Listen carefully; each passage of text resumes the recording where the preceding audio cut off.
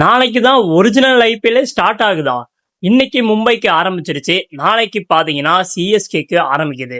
Hello guys, நாளைக்கு பாத்தீங்கன்னா CSK versus ஆர்ஆருக்கு match நடக்குது.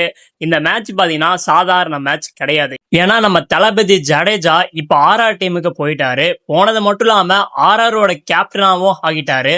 அதனால இந்த மேட்சுக்கு ரொம்பவே எதிர்பார்ப்பு அதிகமா இருக்கு.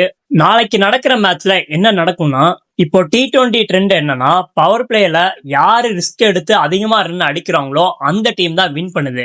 இப்போ ஆர்ஆர் பேட்டிங் பண்ணாங்கன்னா அக்ரெசிவா தன்னோட ஆட்டத்தை அவங்க காமிப்பாங்க.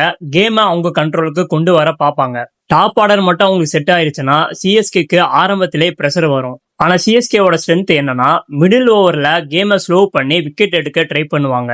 அங்கதான் டேர்னிங் பாயிண்டா இருக்கும்.